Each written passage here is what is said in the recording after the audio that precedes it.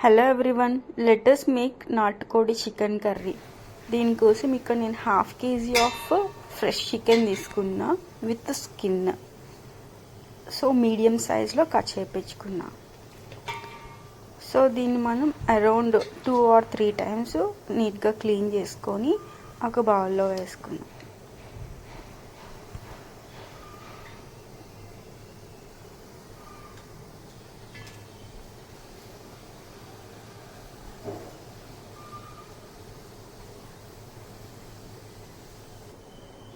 దాంతోపాటు ఇక్కడ నేను కొంచెం కారం, పసుపు అండ్ సాల్ట్ కూడా తీసుకున్నా.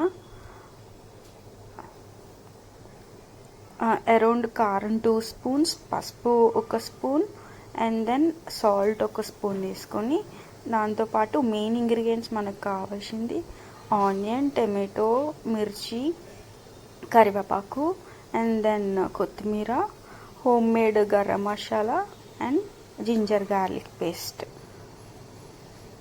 అండ్ ఇక్కడ ఫ్రెష్గా గ్రైండ్ చేసుకున్న ఒక 1/2 cup ఆఫ్ కోకోనట్ పేస్ట్ తీసుకున్నా. సో ఇప్పుడు ఈ కడిగి పెట్టుకున్న చికెన్లో మనం 1 spoon కారం, 1 spoon పసుపు అండ్ 1 spoon సాల్ట్ ఫస్ట్గా వేసి బాగా కలిపి పక్కన పెట్టుకోవాలి.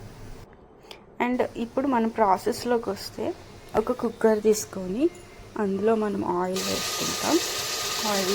ఆయిల్ కొంచెం వేడెక్కాక ఇందులో ఉల్లిపాయలు అండ్ దెన్ మిర్చి, కరివేపాకు వేసి బాగా ఫ్రై చేయాలి.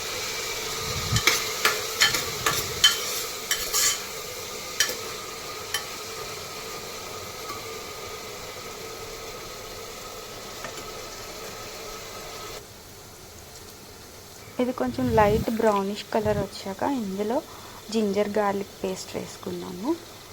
ఇది కూడా ఒకసారి బాగా కలిపి ఒక 2 minutes అలా ఉంటారు.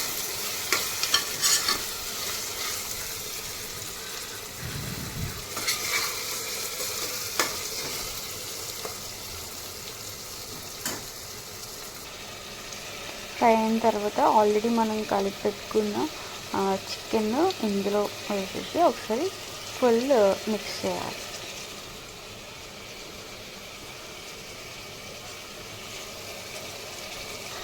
ఇప్పుడు ఇందులో టమాటోస్ కూడా ఒక అరౌండ్ 3 tomatoes కట్ చేసుకున్న for good consistent of gravy. ఆ 3 tomatoes వేసి బాగా మిక్స్ చేసుకున్నాం. ఈ టైంలో మనం లిడ్ ఫుల్గా క్లోజ్ చేయకుండా జస్ట్ పైనుంచి పెట్టాలి, ఎందుకంటే అందులో చికెన్లో ఉన్న మొత్తం వాటర్ మొత్తం ఎక్స్ట్రాక్ట్ అయ్యి బయటకు వస్తుంది.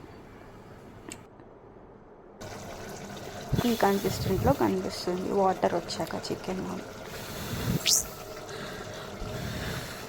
ఇలా మనం ఒక 5 minutes వదిలేయాలి లిడ్ పెట్టి, జస్ట్ కంప్లీట్ క్లోజ్ చేయకుండా. ఓకే, ఆఫ్టర్ 5 minutes మనకి మొత్తం ఇలా దగ్గరికి అయిపోతుంది.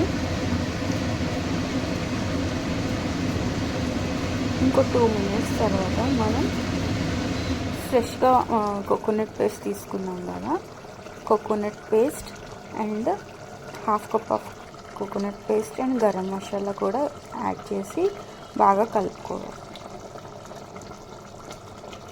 కలుపుకున్నాక ఇంకొక 2 minutes అలా వదిలేయాలి. అండ్ దెన్ ఇప్పుడు మనం ఫ్రెష్గా చాప్ చేసుకున్న కరివేపాకు ఆర్ కొత్తిమీర వేసుకోవాలి.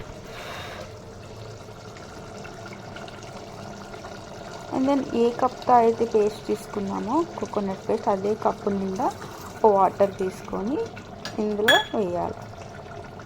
వేసాక బాగా కలిపి ఒక 2 minutes అలానే ఉంచి అండ్ దెన్ ఇప్పుడు కుక్కర్ మూత కంప్లీట్గా పెట్టుకోవాలన్నమాట అండ్ విజిల్ పెట్టాలి. నేను ఇక్కడ అరౌండ్ 6 whistles వరకు పెట్టాను, బికాస్ ఆల్రెడీ 15 minutes ఆఫ్ టైంలో చికెన్ కొంచెం ఉడికి అందులో వాటర్ ఎక్స్ట్రాక్ట్ అయింది కాబట్టి ఇంకో 15 minutes నేను ఉంచాను. 6 whistles తర్వాత స్టవ్ బంద్ చేసుకోవాలి. అండ్ ఇలా వచ్చింది చికెన్ కర్రీ, నాటుకోడి chicken. It's very tasty and yummy.